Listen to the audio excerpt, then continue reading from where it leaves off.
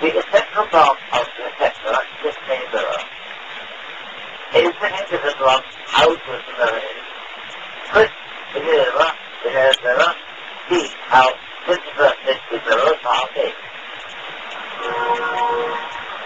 Tucson in Arizona is a busy university town. It's home, among the cacti, to the scientists who ran NASA's Phoenix lander on Mars, to astronomers who use telescopes like those on Kipney, and to the Arizona Wildcats.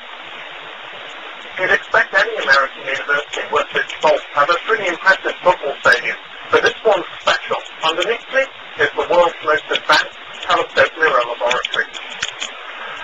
The heart of any telescope is its mirror, and as far as mirrors go, size definitely matters. The more light they collect, the better the image is. But size comes with a cost. Big mirrors are heavy, requiring lots of support as they're swung around the sky.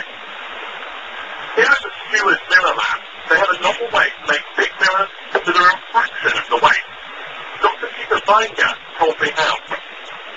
Right behind us is the casting for what is the world's largest piece of glass that will go into a telescope called the Large Synoptic Survey Telescope, LSST. What stage is this mirror at, and what happened to it already? We start out with a set of hexagonal columns. You can see those still in there. They're roughly a meter in height, and there are some 1,700 of these columns. They're aluminum silica, and they simply serve as a mold to create a honeycomb structure, and we install something in the vicinity of 23 metric tons of glass on top of the hexagonal column. And it takes about 1 million watts of power to heat the glass 24/7. And at the end of the week, the glass is liquid, and it keeps between the hexagonal columns and produces a honeycomb structure with a layer of glass on the bottom, another layer on the top, and a vertical column in between. LSST is due to look at scope for the time in, 2014? 2014, 2015, something in that. And yet it's only 2008. Does it really take that long to make a mirror? Typically it takes about 3.5 to 4 years to produce a single mirror. Earlier this year, the Sky at Night filmed Up the Road at the Large Binocular Telescope, or LBT. It's 2 mirrors for both days in the Stewart's Mirror Lab. The LBT is itself the prototype for a truly enormous beast called the Giant Magellan Telescope. It will have not 2, but 7 mirrors, and it's due to completion in 2017.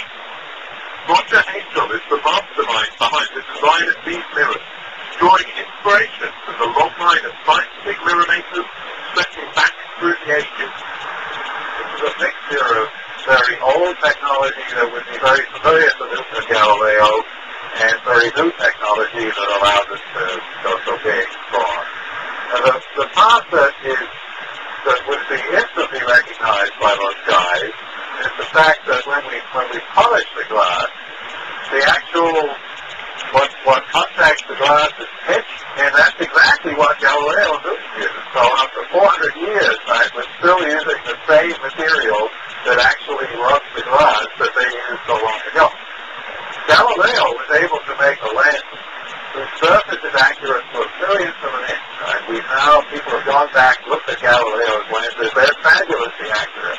So in the time where there were no machine tools, nothing of any accuracy, and yet this process, because the pitch smooths out and flows out, and you move it over the glass, makes this hugely accurate surface. We can build mirrors up to 8.4 meters in diameter. Is that a maximum size? Well, when we wrote the first paper suggesting these mirrors, it was about 30 years ago, we set 8 meters as the size of the freeway. Right. Because we can make a mirror that's bigger than this in this room, but you need to get it to the highest mountaintop, and it's got to go on a boat, in particular on the freeway. So this is about the limit of transportation. It's awe-inspiring to watch these giant mirrors rolling off the production line, and it makes my mouth water to imagine what they'll see as they light the way forward for astronomy.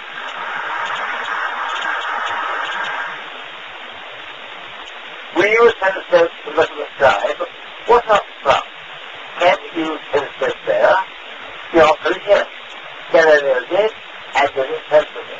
But you've got to be careful. The sun is dangerous.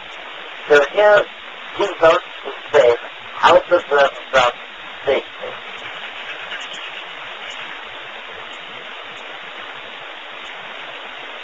When you think of a telescope, you probably think of one used for night observing, looking at the stars. But of course, telescopes can also be used during the daytime as well, and the sun presents a fantastic opportunity to see a star in close-up. So how do you look at the sun with a telescope? Well, there are various ways of doing it safely, because the sun gives out a lot of light, a lot of heat, a lot of energy. If you don't do it correctly, you may damage your equipment, or worst of all, you may damage your eyesight. So let's have a look at a few ways of actually looking at the sun. One of these is to use projection. To do this, you basically point the telescope at the sun, let the sunlight come through the telescope and onto a piece of white paper or white card. When that happens, you actually have an image of the sun appearing on the card, and that's an extremely safe way to look at our nearest star. But there is a danger, and you must be aware that if you have a finder on your telescope, this too acts like a little projection telescope. So the best thing to do is to remove the finder completely, and then there's no danger of any heat build up at the back end of the finder. Not all telescopes are suitable for looking at the sun like that. Reflecting telescopes, for example, Schmidt category telescopes are, because there's a heat build up close to the secondary mirror, and if the secondary mirror gets hot, it can actually shatter, break, and then fall down onto the primary. So the best type of telescope is undoubtedly a refracting telescope, lens-based telescope to project the sun.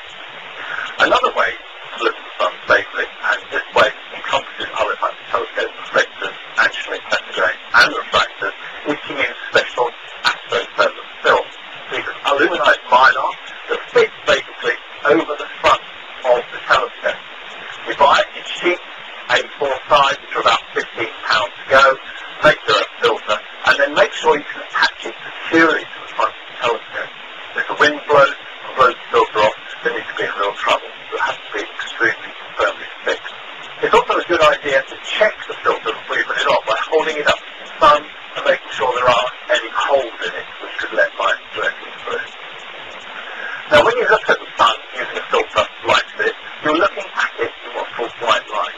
If you want to see the sun in a different light, or exotic light, then we have to use a speciality filter. And I have a hydrogen alpha telescope here, relatively small, relatively inexpensive one, about £500 or so. And this will filter the sun so that we block out most of the light, we're just looking at it in the light of hydrogen alpha. And this allows us to see burning, glowing hydrogen on and around the sun. Using a filter like this, we can see prominences leaving off the side of the sun and dark spectral filaments edging their way across the sun. If you have a normal telescope like this, and you wanted to convert it to be a hydrogen alpha telescope, you can do that as well. You have to buy a speciality filter, such as this, which fits on the front of the telescope, and that converts the telescope into a hydrogen alpha telescope. And you can look through it using a special blocking filter which goes into this end, and together they allow you to view through the telescope directly at the sun and see all these wonderful exotic hydrogen alpha features.